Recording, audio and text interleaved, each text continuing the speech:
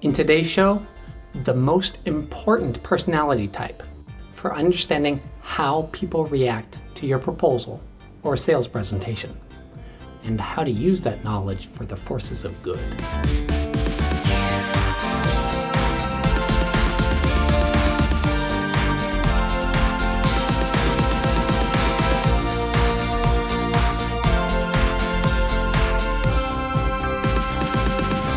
Welcome to Bullet Points, the show that takes the mystery out of what makes proposals persuasive.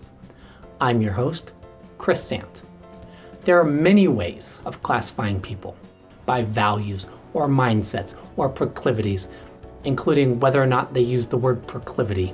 All of those are very useful when you're planning a proposal or sales presentation, because it's always better to impose some sort of order on the chaos of the real world. It gives you a way to think systematically instead of just throwing everything at the wall and seeing what sticks.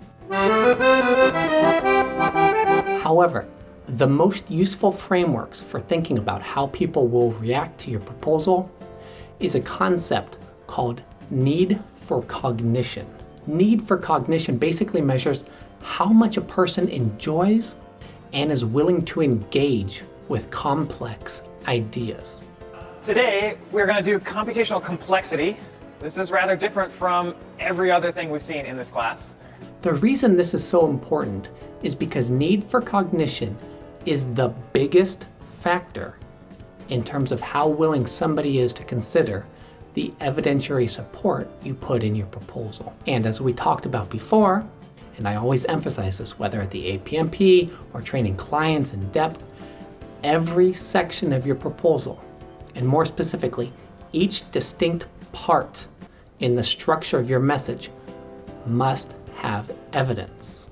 Evidence is the only thing that is absolutely a requirement throughout, and jury research backs this up. When they look at what influences jury decisions, they can measure that about 80% of the decision is determined by the actual evidence. As a side note, that means 20% of the decision is determined by things besides the evidence, which is a little scary. Oh well, la-di-da, la-di-da. But should not come as a surprise to you if you've been watching the other bullet points or familiar with persuasion principles in general. In fact, another study found that 100% of jurors in that study voted for the lawyers they liked more. So there's almost certainly some backwards reasoning going on, something along the lines of, I like this lawyer, so they must be presenting good evidence because I'm a good person and a good juror, and I vote with the evidence, not for the lawyer I like. I'm a good person, yes it's true. I'm a good person, better than you. Regardless, let's assume that 80% of the decision does come from the evidence. We better know how people react to evidence. And what need for cognition research shows is that there's basically two factors in terms of how people take in evidence. The first factor is their drive to engage with complexity.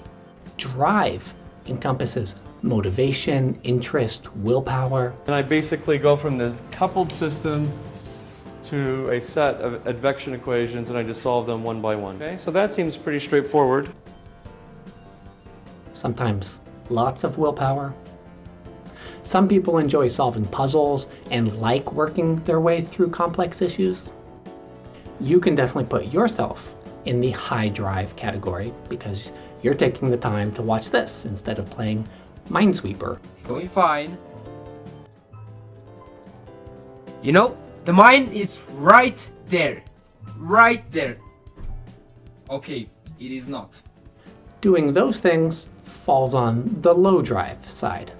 And you know, as well as I do, how nice it is to have someone working for you or in your training class who is actively engaged instead of staring at you with a blank face. Now, obviously, there is a dynamic component to some of this. Most of us have some times when we're functioning at a peak state. We're solving problems, creating value, generating new ideas.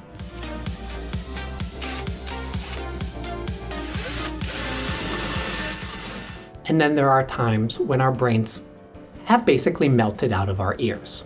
I recently had a 36-hour period, because I was traveling from Asia back to the US, where I delivered a keynote to about 1,000 software salespeople.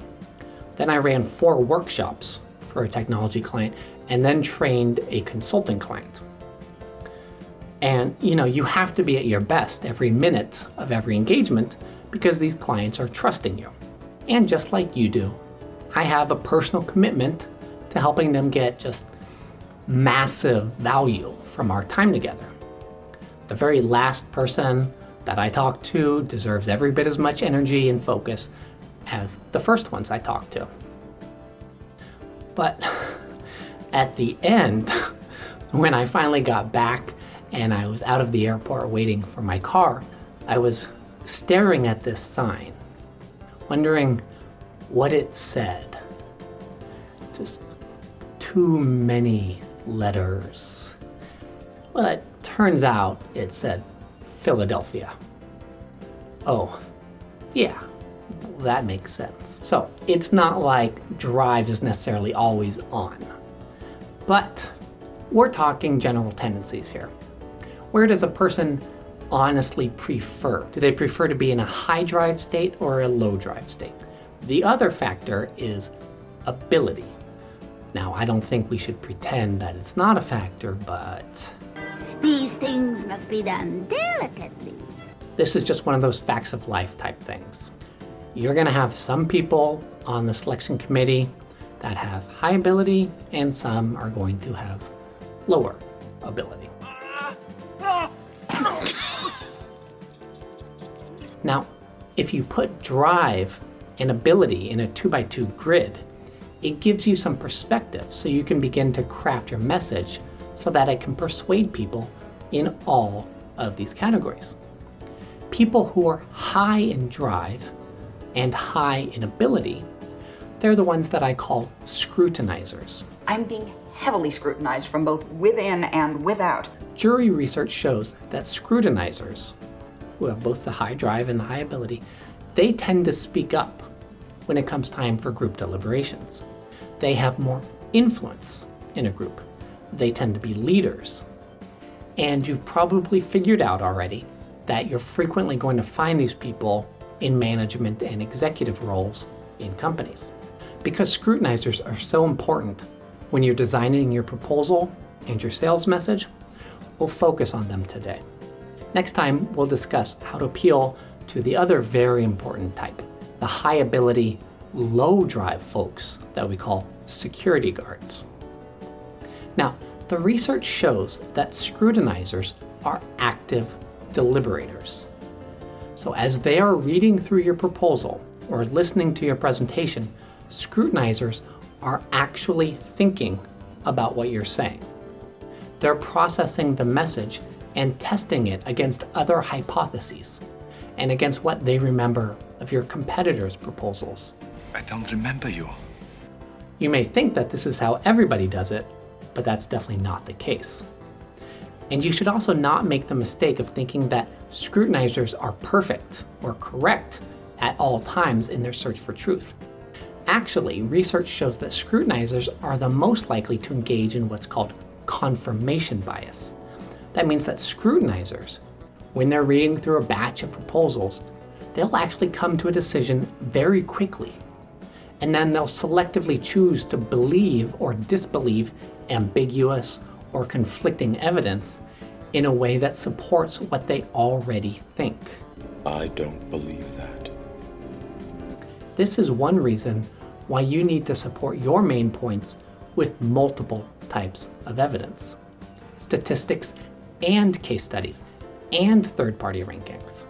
This is the basis of my concept of siege evidence. If you think of persuading the client like storming a castle, you can see that you can't just attack from one direction because they'll sneak out the back. If you studied medieval architecture and things like flying buttresses, Now then, if I may draw your attention to the flying buttresses above the... you know that these alternative exits are called yeah buts, because you say, we worked with GE and increased their win rate by 40%. And they say, yeah, but maybe not every client did so well. Or you say, our clients increased their win rates by 35% on average. And they say, yeah, but maybe those clients aren't anything like me. But this means that you can persuade the scrutinizer, even if they're predisposed against you. For instance, if they like an earlier proposal or there's an incumbent. Regardless of whether the scrutinizer dismisses your first piece of evidence, for example, they might dismiss a case study as having been cherry-picked and not representative, you will still be able to persuade them if you follow that up with statistics or third-party evidence from independent sources. This is siege evidence. With scrutinizers, the goal is to have so much support for your main points that they can't simply keep dismissing it. Sometimes, for your most important points, especially around your differentiators, this can require a lot of additional evidence. People know when they're being hemmed in to an inescapable conclusion, so they'll frequently fight it by trying to dismiss your evidence as a way of making sure that they maintain the power between you and them. The more important the point is, the more ways they'll try to find of escaping. Your goal is to provide scrutinizers with as much diverse types of evidence as it takes for them to realize there's only one way out, and that's to choose you. Eventually, they have to engage with your point. And when scrutinizers engage in a well-supported point, they are willing to change their mind, and they are willing to support you. They won't fight to the death to defend an incumbent, for example, unlike some of the other personality types. I took another look at it and I changed my mind. And what about those other 3 personality types from our 2x2 grid? Join us next time when we'll see how to persuade the type that you'll encounter most frequently, the security guard. Until then, I wish you much success.